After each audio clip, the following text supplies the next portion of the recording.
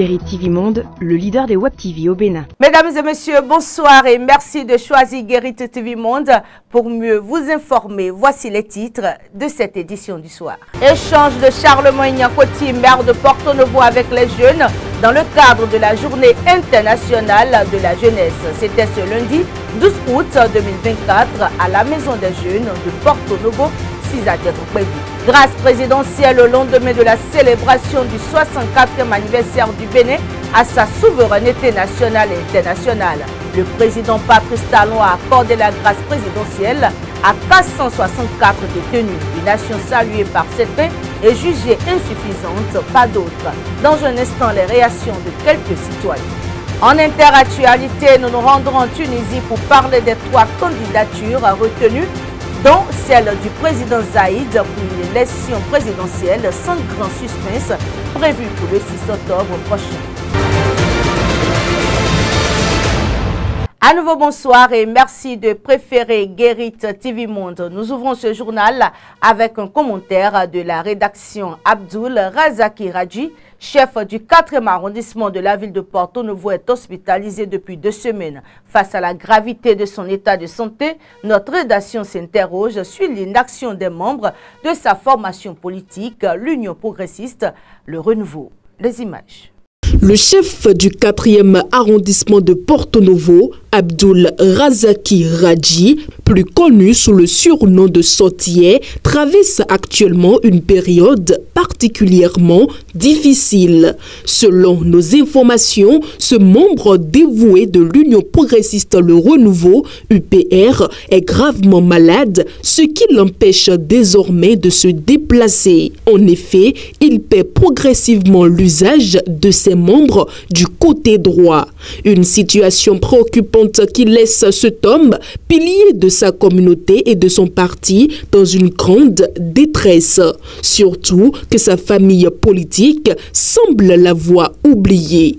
Hospitalisé depuis 2 semaines, Abdul Razaki Radji n'a reçu aucune visite ou marque de soutien de ses camarades de lutte. Ce silence est d'autant plus troublant que l'élu local est un fervent défenseur des valeurs de son parti. Il est important de rappeler que c'est dans ces moments de vulnérabilité que la solidarité doit s'exprimer. Les membres de l'Union progressiste Le Renouveau et plus particulièrement ses responsables devraient se rappeler que l'engagement politique ne se limite pas aux actions public. Le soutien envers les siens, surtout en période de difficulté, est une valeur essentielle qui doit primer. Le président du parti, Joseph Djogbenou, connu pour son sens du devoir et de la solidarité, n'a probablement pas été informé de l'état de santé de Abdul Razaki Radji. Il est certain qu'une fois averti, il agira rapidement pour apporter l'attention et le confort nécessaire à son camarade de lutte. Un simple geste de leur part, qu'il s'agisse d'une visite ou d'un appel, pourrait grandement soulager Abdul Razaki Radji qui a tant donné pour son parti. Cette épreuve doit être l'occasion pour les membres de cette grande famille politique de renforcer les liens de fraternité qui les unissent. Toujours à Porto Novo, la Maison des Jeunes de Diegankpevi a accueilli dans la matinée de ce lundi 12 août 2024 une séance de causerie-débat initiée par le maire Charlemagne Niankoti. Cette initiative s'inscrit dans le cadre de la célébration de la Journée internationale de la jeunesse. Des dizaines de jeunes venus de la capitale et de ses environs ont participé à cet événement. Voici le compte rendu. Sous le leadership incontestable de Charlemagne Niankoti, maire de la ville de Porto Novo, s'est tenue une séance de causerie-débat à l'occasion de la Journée internationale de la jeunesse. Réunis autour du thème des compétences vertes pour les jeunes vers un monde durable, les jeunes de la cité des Aïnovi ont été sensibilisés sur les comportements résilients, les opportunités vertes et les outils nécessaires au développement durable. Profondément préoccupés par les enjeux touchant la jeunesse, notamment en matière d'éducation, de formation, d'entrepreneuriat et d'emploi, le maire a jugé nécessaire l'institution de cette journée. En tant que jeune citoyen, vous devez saisir des opportunités qui se présentent à vous en vous appuyant sur les valeurs de solidarité et de travail qui fondent notre société. On ne saurait commémorer cette journée sans aborder les questions qui touchent directement votre quotidien, surtout votre avenir.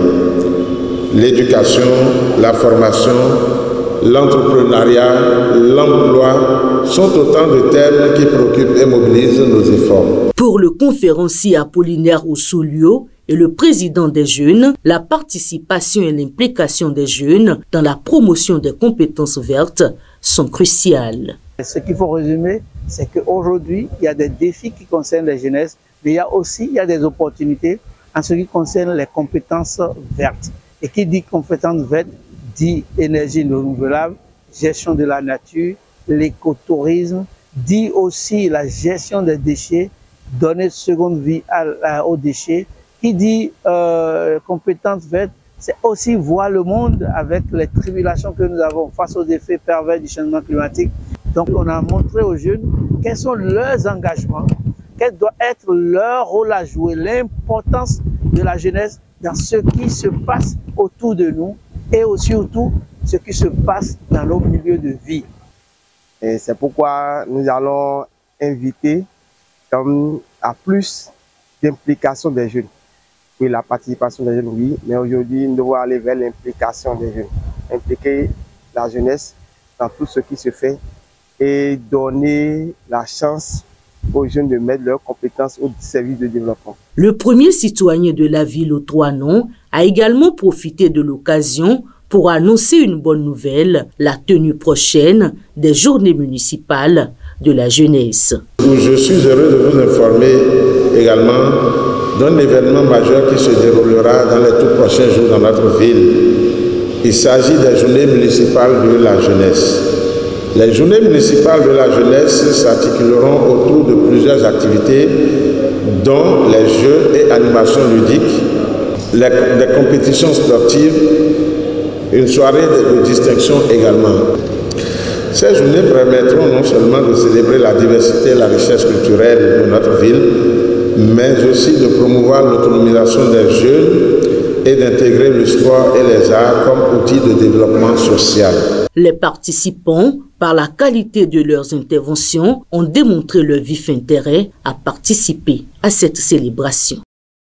Retour sur la célébration du 64e anniversaire de la cession du Bénin à la souveraineté nationale et internationale, pour préciser que le président Patrice Talon a pris 2 décrets pour gracier plus de 400 prisonniers, dont 27 détenus politiques. Cependant, les figures politiques de l'opposition, Rekian Madougou et Joël Aïvo, semblent avoir été oubliées. Comment les citoyens de la ville capitale perçoivent-ils cet acte du président? Voici les réactions recueillies par notre rédaction. Quand on voit par rapport, comme vous dites, au contexte de l'unité nationale qu'on est en train de prôner, je suis d'accord avec vous que l'unité nationale, les gens auraient repris, n'est-ce pas, ce refrain avec le chef de l'État et avec les acteurs de la rupture, si ces 2 figures, à savoir Rekian Madougou et le professeur Joël Aïvo, étaient sortis de prison, véritablement ça aurait amorcé quelque chose. Malheureusement, ce n'est pas le cas. Ce n'est pas le cas, donc il faut attendre encore. Peut-être pas attendre Patrice Talon, parce qu'il a été clair là-dessus. Il dit que lui ne va pas libérer ces 2 personnes-là. Il a dit clairement, la dernière fois qu'il a rencontré les leaders du parti, les démocrates. Regardez le nom, c'est très important. Ça veut dire qu'il a un souci, c'est un papa après tout. Avant d'être président, il a un papa, il a un père de famille. Et il sait ce que ça veut dire, laisser sa famille et aller se retrouver incarcéré. Peu importe ce que la personne a fait pour se retrouver, la personne ne le souhaite. Mais il a pris l'initiative d'aller. Le nombre est très important. Ça veut dire qu'il a un souci. Pour lui, les gens doivent retrouver d'une manière ou d'une autre leur liberté pour pouvoir prendre un autre, c'est-à-dire se relancer autrement. C'est un peu ça. Et nous devons saluer cela. C'est un acte d'un développeur. C'est un acte d'un père de famille. Et c'est un acte d'un leader. Vous allez voir que dans ce nombre, il y a pas mal de détenus politiques. Des gens que nous savons tous ce qui les a amenés là-bas. Mais aujourd'hui, il a gracié une partie. Et vous allez constater que c'est rien que des jeunes. La dernière fois dans son interview, il a dit que ça lui fait mal de voir des jeunes qui ont leur avenir devant eux aller se retrouver dans cette position. Il a fait. Beaucoup de jeunes ont été graciés et je suis sûr que les années à venir, il va le faire encore. Après la libération de ces 464 personnes la fois dernière, on avait cru que ces deux personnalités, Madougou et Aïvoire aussi, seraient peut-être sur la liste, mais malheureusement ce n'est pas le cas. Moi je pense qu'il ne faut pas mettre de pression. Le chef de l'État, il est un homme, après tout, il est un humain, il a un cœur. Et à un moment donné, personne n'attendrait peut-être le jour où il va libérer Aïvo et Madougou. C'est peut-être parce qu'on attend toujours, on dit mais attention, ça vient déjà. Nous sommes le 31 juillet, nous célébrons le 1er août, donc il faudrait tout de go libérer tout de suite. Donc quand il y a de la pression, le chef de l'État, c'est pas Yaïboni. Patrice Talon gère en fait le pays différemment. Donc la gouvernance Talon n'est pas la gouvernance Yaï. Donc chacun a son cœur. Et il sait à quel moment, à quelle heure en fait surprendre.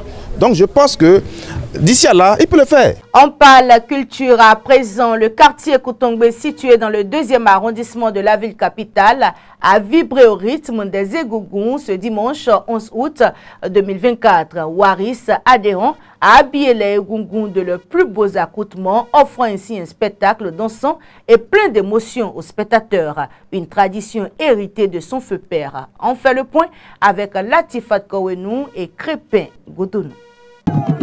Bien habillés et admiratifs, les spectateurs ont assisté à un spectacle d'une splendeur inégalée lors de la sortie des Égougoums.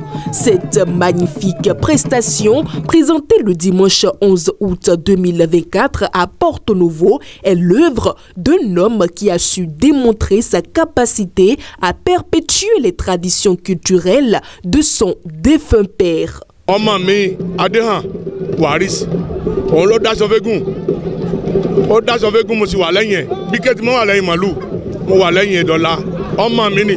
En prenant la relève de son feu père, Waris Adéhàn perpétue ainsi les œuvres culturelles de ce dernier, faisant la fierté de toute une communauté. Wọ́n ní tí yàn bá jogún aṣọ. C'est mon fils Waris Adéhàn qui a habillé les Égougoums. Il a mon soutien absolu. Selon un dicton, quand on hérite d'un pain, on l'entretient pour le rendre plus beau. Waris est l'héritier de son défunt père. Je lui souhaite une longue vie. Qu'il en soit ainsi.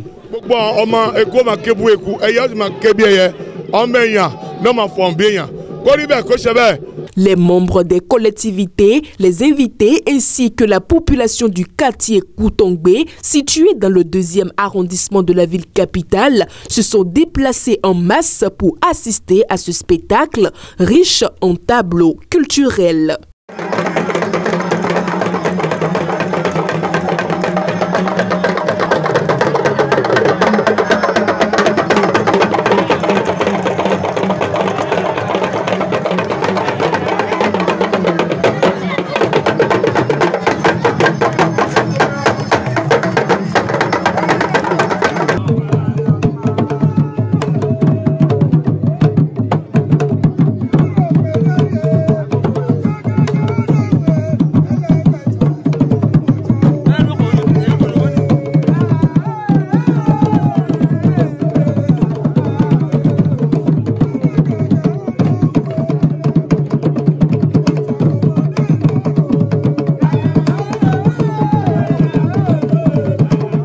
Les spectateurs ont unanimement salué le leadership et le mérite de Waris Adéhàn qui s'impose désormais comme un digne héritier de cette tradition. Waris, Agbadorin Hodoko, Omugba Shobowale, Agbadorin Hodoko, Omugba Shobowale o, Orire Ntagbado, Ta Bawaye Omanika Abi Ore. Waris, Owo Gbalona, Tagbani Ogbeyin. Ọlọ́run kò kẹ́ Ọlọ́run kò fún ní àlàáfíà. Que Dieu le comble, lui donne la santé et la prospérité afin qu'il perpétue l'œuvre de son père. Ọlọ́run dá wa dẹ́yìn Les regards sont désormais tournés vers le prochain tableau artistique et culturel. 12 août 2019, 12 août 2024. Cela fait exactement 5 ans que l'artiste musicien Didier Arafat nous a quittés. De son vrai nom, Ange Didier Ouan, le roi du coupé-décalé est décédé à l'âge de 33 ans des suites d'un accident de circulation. En ce jour anniversaire de sa mort, plusieurs de ses fans continuent de se souvenir de lui. Au micro d'Anselme Orisha et David Yémé, quelques citoyens de Parakou se sont exprimés. Le souvenir que j'ai de Didier Arafat, je peux dire d'abord c'est un artiste que j'aime beaucoup. D'abord il m'a inspiré. Dans le passé, je sais que c'est à travers lui. J'aime surtout le coupé décalé. C'est à travers lui quand même qu'on attaque aujourd'hui à la musique ivoirienne. À travers lui quand même, je mettais quand même quelque part de danse. Donc c'est le souvenir que j'ai de lui. Et sa mort tragique quand même, c'est un regret. C'est un regret pour l'Afrique surtout. Si je compare un peu son parcours musical jusqu'à présent, je pense qu'en Côte d'Ivoire, il n'y a pas quand même un artiste qui est à sa hauteur aujourd'hui. Ça fait déjà 5 ans qu'on a perdu une légende mondiale, coupé des caribons, disons de toute la musique. Donc aujourd'hui c'est l'anniversaire de sa mort. Donc c'est 5 ans quoi. Bon, Didier Arafat, lui, bon, c'était un peu comme notre modèle quoi. Et dans les années 2015 jusqu'à 2019, c'est en ce temps que moi j'ai connu Arafat. Donc c'est seulement que moi j'écoutais. Du coupé décalé, on dansait seulement. Bon, je peux chanter une chanson de lui. Hein. Bon, une chanson que j'ai beaucoup aimée. Bah, sa chanson qui dit « Je vois des milliardaires, moi je veux être milliardaire. La vie c'est la guerre, la vie c'est la guerre. Ce n'est pas toujours la fête. Tu as des projets, faut persévérer, il faut batailler, il ne faut jamais baisser les bras. » Voilà. Oui, vraiment ça me rappelle beaucoup de choses. C'était le 12 août, Arafat a décidé de nous partir. Donc vraiment à chaque fin de août, c'est qu'on se rappelle toujours de lui. Donc on a programmé pour cette fois-ci pour fêter pour lui, pour son départ qu'il est parti nous laisser. Donc vraiment ça nous a vraiment touchés. Donc c'est pourquoi aujourd'hui on est en joie pour lui, on est en train de fêter pour lui aujourd'hui. Vraiment j'ai prévu beaucoup de choses pour lui. Je suis vraiment fier, je suis content de lui aujourd'hui. Il me rappelle beaucoup, parfois je suis triste, ça me fait pleurer. Parce qu'il est le chef des coupés décalés, c'est que parmi les chansons des coupés, il est le meilleur. Arafat c'est un grand artiste du coupé décalé. C'est lui qui ont nommé le président des coupés décalés. Il a dit démarrer Timoto, moto de DJ. Démarrer Timoto, moto de DJ. Ouais, ça nous rappelle la mort d'Arafat. Ouais, aujourd'hui, c'est son anniversaire, il y a de cela 5 ans ou bien. Didier Arafat, déjà, c'était un grand artiste francophone de l'Afrique de l'Ouest. Le boss du coupé décalé, déjà, après tout saga, c'est lui qui a relayé le coupé décalé. Il a fait ça fort. Arafat, déjà, avant sa mort, il avait déjà sorti une chanson qui moussait déjà, Moto. Cette chanson a fait du buzz. C'était un élément qui aimait les motos, donc son accident, c'était pas sa grosse moto. Sa chanson qui a pris plus de buzz, c'était là il a clashé de Bordeaux. Là il dit ils ont voulu me tuer mais je reste vivant. Bon, c'était un truc du genre. Voilà, cette chanson a trop moussé, fort. Merci à vous, Anselme Orisha et David Yémé. Bien de choses donc aux habitants de Parakou, la cité des Kobourou. À présent, la page inter.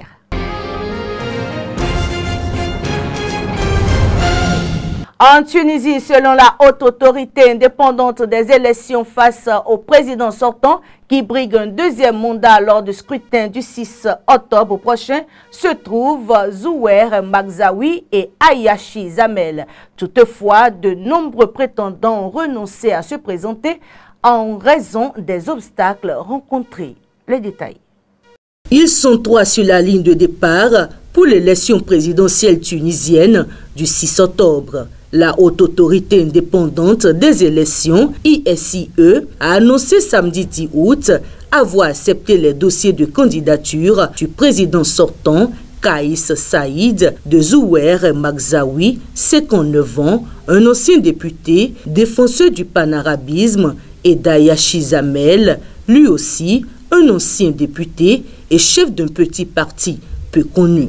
Pour les 14 autres prétendants éliminés qui peuvent encore déposer des recours, le président de l'ISIE, Farouk Bouasker, a assuré qu'il n'avait pas recueilli suffisamment de parrainage. Selon les experts, le chemin vers l'élection présidentielle a été parsemé d'embûches pour les rivaux de Saïd, 66 ans, qui briguent un second mandat. Les candidats devraient recueillir le parrainage de 6 parlementaires, 40 élus locaux ou 10 000 électeurs à raison de 500 au moins par circonscription. Un chiffre énorme selon plusieurs experts. L'ISIE exigeait également un extrait de casier judiciaire B3 prouvant l'absence de condamnation. Plusieurs candidats se sont plaints d'avoir été entravés pour obtenir les formulaires de parrainage ainsi que le B3. Bouasker a assuré qu'aucune candidature n'a été refusée à cause du B3. Les informations sportives à présent.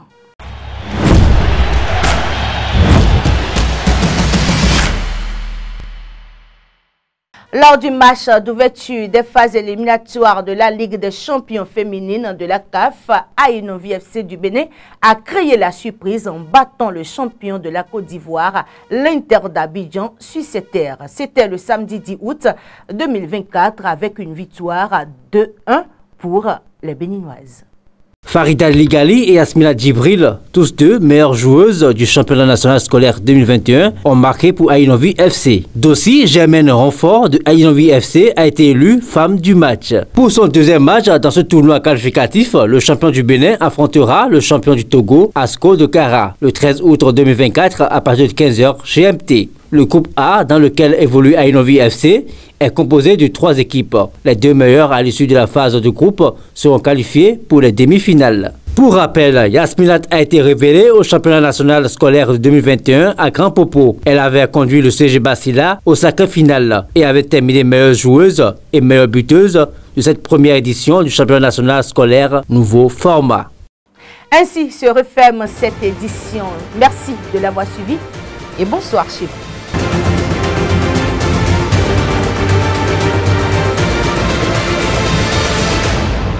Guéri TV Monde, le leader des Web TV au Bénin.